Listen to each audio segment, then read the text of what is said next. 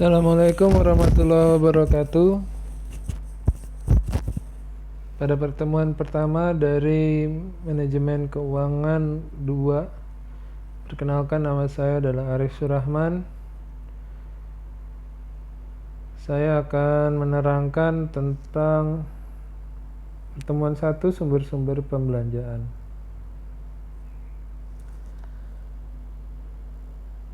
Itu yang pertemuan 1, oke? Jadi di pertemuan ini dimulai dengan definisi dari manajemen keuangan. Manajemen keuangan adalah segala aktivitas perusahaan yang berhubungan dengan bagaimana memperoleh dana, menggunakan dana, mengelola aset sesuai tujuan perusahaan secara menyeluruh. Tujuan manajemen keuangan adalah memaksimalkan nilai perusahaan, memaksimumkan kemakmuran pemilik perusahaan atau pemegang saham yang diukur dari nilai harga saham. Jadi manajemen keuangan tidak memiliki tujuan seperti manajemen pemasaran, yang mana manajemen pemasaran adalah mendapatkan uang tujuannya dari nasabah, dari customer. Kalau manajemen SDM mengelola sumber daya manusia untuk kegiatan operasional perusahaan.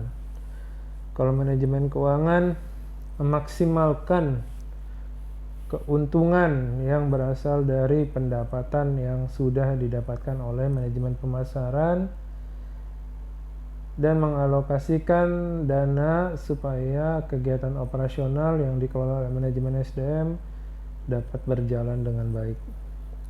Oleh karena itu, untuk mengetahui lebih jelas apa aja sih kegiatan manajemen keuangan, fungsinya tuh apa sih memanage keuangan, nah itu ada di bawah. Itu fungsi-fungsi manajemen keuangan. Fungsi yang pertama adalah financing. Fungsi financing itu melahirkan keputusan pendanaan, mau mendanai proyek, mau mendanai rekrutmen baru, mau mendanai gaji pegawai, itu di keputusan pendanaan. Financing, kebijakan pendanaan juga menghasilkan kebijakan struktur modal.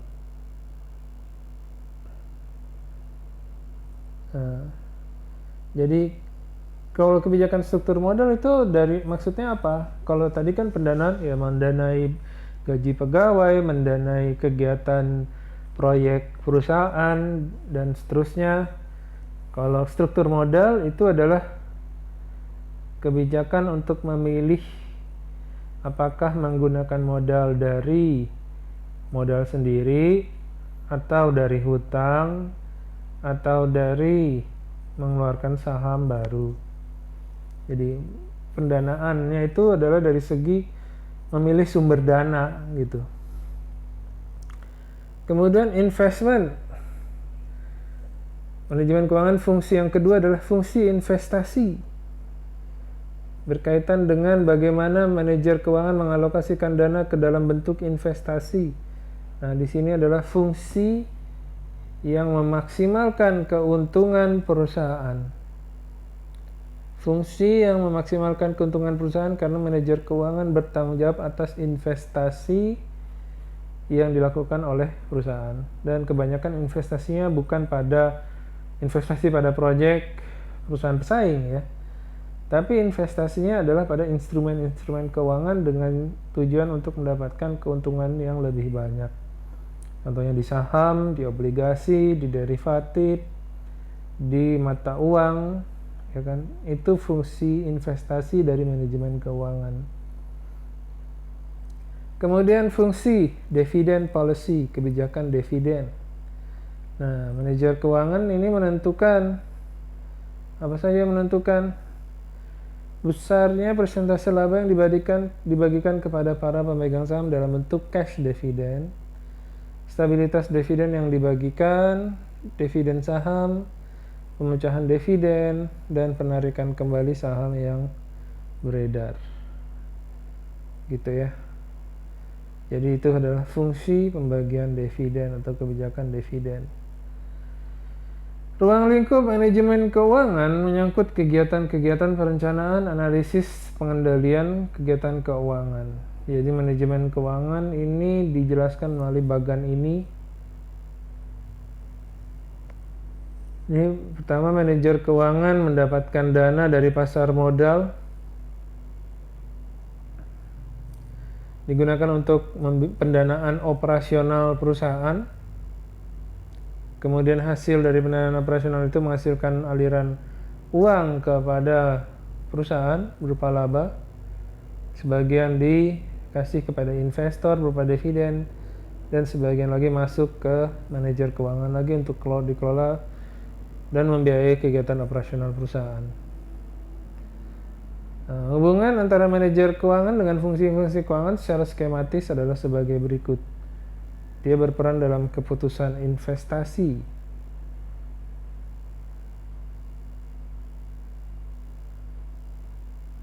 Dia berperan dalam keputusan investasi, dalam pengelolaan aset. Kalau dalam bidang ini ini terkait dengan aktiva lancar, aktiva tetap, dan total aktiva. Dia berperan dalam keputusan pendanaan, maka dia berperan dalam menentukan jumlah hutang, jumlah modal sendiri, atau hutang jangka panjang, jangka pendek, modal sendiri, atau saham yang dikeluarkan oleh perusahaan. Kemudian dia juga menentukan kebijakan dividen. Kalau tadi keputusan investasi sudah jelas, kebijakan dividen juga jelas. Sekarang kita bahas mengenai pendanaan. Sumber pendanaan perusahaan yang terdiri dari hutang, modal saham, modal sendiri. Sumber pendanaan perusahaan atau sering disebut dengan istilah manajemen pembelanjaan adalah seluruh aktivitas perusahaan dalam rangka memperoleh dana, menggunakan dana, dan mengelola aset. Dalam hal ini pengertian pembelanjaan dibedakan menjadi dua, yaitu pembelanjaan aktif dan pembelanjaan pasif. Pembelanjaan aktif adalah aktivitas perusahaan dalam memperoleh dana. Pembelanjaan aktif, kalau pasif itu aktivitas perusahaan dalam memperoleh dana. Pembelanjaan aktif adalah aktivitas perusahaan dalam menggunakan dana, mengelola hasil penggunaan dana tersebut. Berdasarkan sumbernya, dana dapat bersumber dari internal financing dan external financing. External financing itu terdiri dari hutang jangka pendek, menengah, dan jangka panjang, dan saham. Dan internal financing terdiri dari laba ditahan serta depresiasi. Nah, alternatif kombinasi penggunaan dana itu dapat menggunakan dana internal, menggunakan dana eksternal dengan menjual saham, menggunakan dana eksternal dengan mencari pinjaman jangka panjang, jangka pendek, atau kedua-duanya, menggunakan dana eksternal dengan menjual saham dan mencari pinjaman, menggunakan dana internal dan eksternal. Sumber internal tersedia di perusahaan tapi terbatas dan kurang menguntungkan apabila tidak digunakan untuk investasi di perusahaan lain yang memberikan bunga pada dana pemilik sendiri yang dipakai sendiri. Jadi lebih menguntungkan apabila dananya itu dijadikan buat utang bagi perusahaan lain. Nanti perusahaan lain akan membayar bunga kepada kita, dibandingkan kalau kita menggunakan dana internal untuk kepentingan operasional sendiri. Sumber dana eksternal dapat berasal dari modal sendiri dan kredit. Kalau tadi dana internal, sekarang eksternal.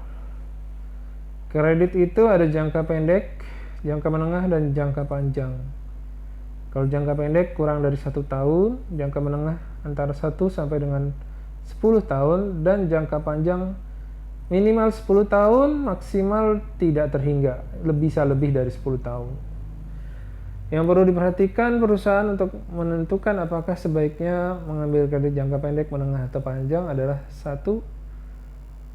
Bunga kredit jangka pendek, bunga kredit jangka menengah, bunga kredit jangka panjang, bunga simpanan bank, jangka waktu pemakaian modal, dan jangka kritis. Ini adalah pengenalan dari materi-materi selanjutnya yang akan kita bahas. Jadi kalau Anda masih banyak pertanyaan, masih banyak bingung, nanti harap bersabar karena kita akan mendalaminya pada pertemuan-pertemuan yang berikutnya. Kira-kira itu dulu untuk pertemuan 1, dilanjut nanti ke pertemuan 2. Assalamualaikum warahmatullahi wabarakatuh.